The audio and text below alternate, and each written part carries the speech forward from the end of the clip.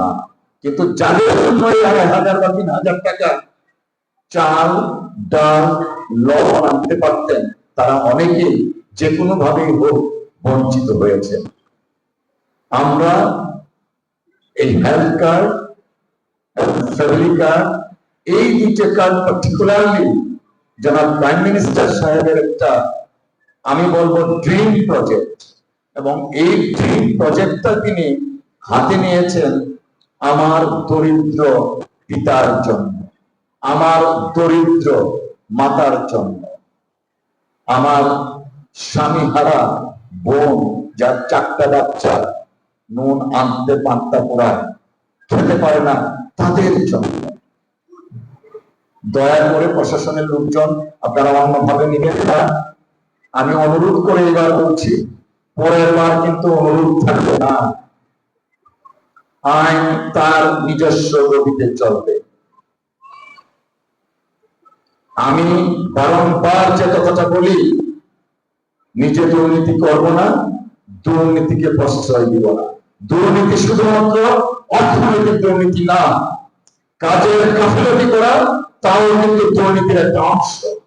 যাদেরকে দিয়ে আপনারা বাড়িতে বাড়িতে পাঠিয়েছেন, ওনারা হয়তো ম্যাক্সিমাম সেই বাড়িতে গিয়েছেন যে বাড়িতে গিয়ে চেয়ার পেয়েছেন, চা দ্বারা আপ্যায়িত হয়েছেন, কিন্তু যে ঘরটা উকি দিয়ে ঢোকা যায় না, সেই ঘরে হয়তো আপনারা যারা কালেক্ট করেছেন ইনফরমেশন, সেই ঘরগুলোতে আপনারা জানেননি।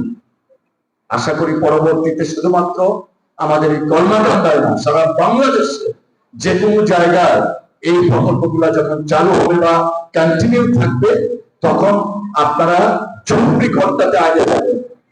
যে ঘরে ছনের চাল আছে, টিনের চাল না, ছনের চাল নেই, সেই ঘরটাতে আগে যাবেন। যে ঘরে বারান্দাটা নেই, সেই ঘরটাতে আগে যাবেন।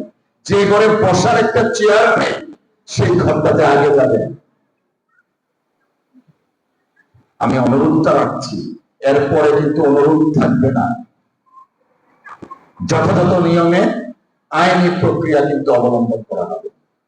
আর আপনারা যারা এখানে আছেন, আমি আপনাদের প্রতি অনুরোধ জানাবো, যারা আজকে এই কার্ডটি পেয়েছেন, আপনারা অত্যন্ত ভাগ্যবতী।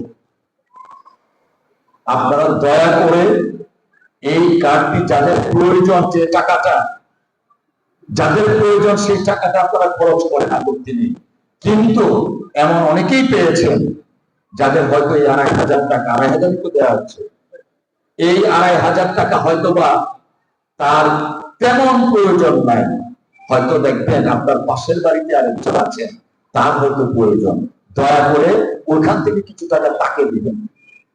তাহলে আমরা মহান সৃষ্টিকর্তার কাছে দায়বদ্ধ আমরা থাকবো না। অনেকে পেয়েছেন এই 2500 টাকা, হয়তো তার জন্য অনেক গুরুত্ব বহন করে না, সেই টাকার কিছু অংশ হলেও যার প্রাপ্য ছিল তাকে দিবেন। আমি হয়তো কিছু কঠিন কথা বলেছি, বলে ফেললাম। আবার এখানে মিডিয়ার কর্মীরাও আছেন, আমার এই কথা তো লাইভ প্রকাশিত হচ্ছে। আমার জায়গাটা সত্য কথাটা বলার জন্য। একদিকে আপনাদের যেমন সংসদ সদস্য, ঠিক তেমনি ভাবে আমি মহান জাতীয় সংসদে আপনাদের মাধ্যমে একটা দায়িত্বপ্রাপ্ত ব্যক্তিত্ব। তো আমি আশা করছি পরবর্তীতে সচেতন থাকবেন। আর কোর্স আমাদের এই এলাকা কর্মকাণ্ডা দুর্গাপুর, এখানে আমাদের হিন্দু, মুসলমান, খ্রিস্টান, গারো, হাতন, আপনারা যখন যে তালিকা করবেন, দয়া করে কোন ধরনের কে হিন্দু, কে মুসলমান, কে খ্রিস্টান, কে গারো, কে হাতন, সেই ভেদাভেদটা আপনারা দয়া করে করবেন না। আমি আমার নির্বাচনী ওয়াদায় বলেছিলাম, আমরা মানুষ হিসাবে সবার মূল্যায়ন করতে চাই। আপনারা প্রত্যেকেই দল মতের ঊর্ধ্বে উঠে মানুষ হিসাবে সবাইকে বিবেচনা করবেন, এবং যে সত্যিকারের প্রাপ্য তাকেই টাকা দয়া করে দিবেন।